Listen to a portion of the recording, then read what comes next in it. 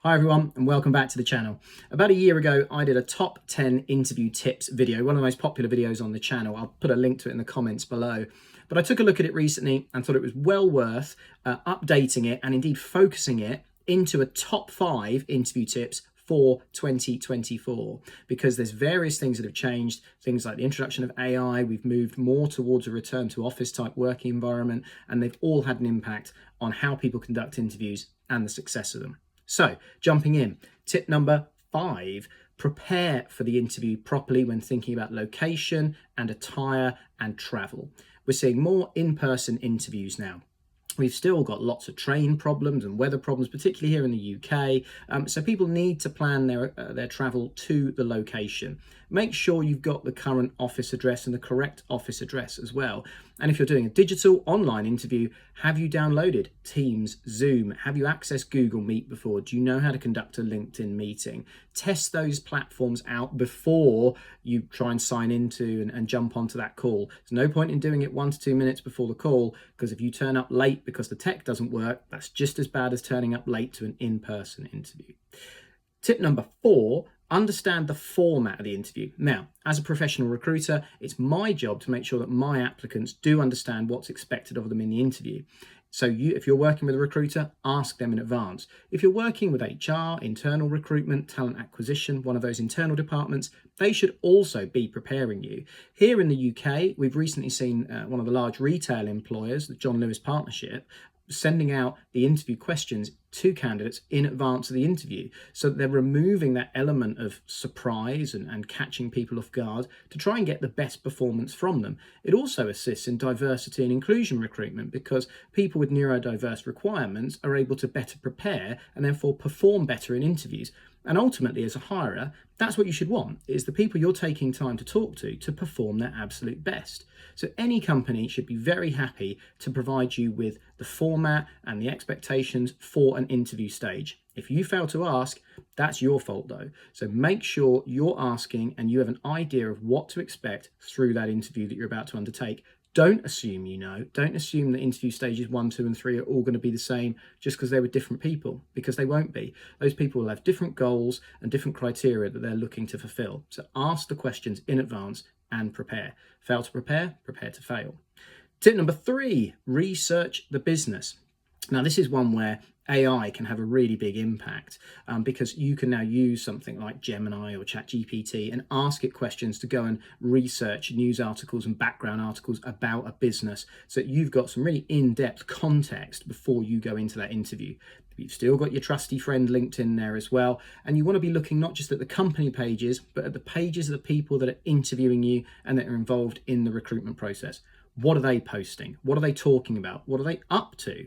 And you can even go as far as to look out on social media as well. And if they're doing sort of sporting events, that might transfer over to their personal social media, and you can get a sense of what they're involved in. And that might reflect company initiatives as well. Companies might be raising money for charity through mountain climbs, walks, jogs, rows, sponsored bake-offs, all sorts of things. It gives you a sense of the company, its mission, its values, and particularly if you're going to be interviewing with talent acquisition, internal recruitment, HR, understanding that company culture, that CSR, is going to be really valuable in terms of matching your values to theirs. So do that research in advance, understand the business. Tip number 2, as we get counting down, prepare questions for the interviewer. So again, AI can help you with this. You've already looked on, let's say, Gemini, for example. You've brought up a wealth of information about the business you're going to be meeting with.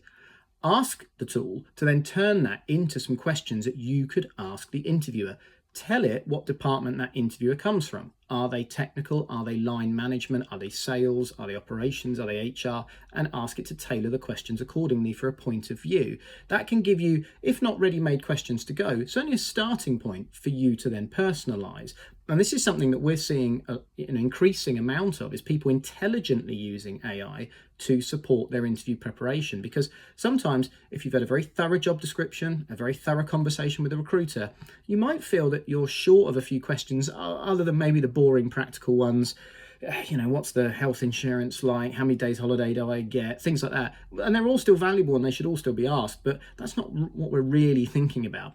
We're thinking about things that are going to open up that picture of the role and of the company so that you really understand what it is you'd be taking on by joining this business. Because at the end of the day, it's really about the opportunity in the business more so than it is the job. Because you can change jobs within a company, but the business, its vision, its mission, that's going to be what's most important to you. And so understanding that before you get involved with them is absolutely crucial. And preparing questions for interviewers can give you an insight into that. And my number one tip, the most important tip that stood the test of time from last year and indeed from beyond, have a clear focus on your why. Just recently, I did a video interview with Matt Surridge, the commercial director from CX Ninjas. I'll put a link to that in the comments as well. And he was talking about when he interviews for salespeople within the CX world, they must have a why. What is the value they bring specifically to this company and this role, but also why do they want to work for that company? And I hear this time and time again. Yes, we can all be in a situation where we've maybe been made redundant, and so it's just about paying the bills.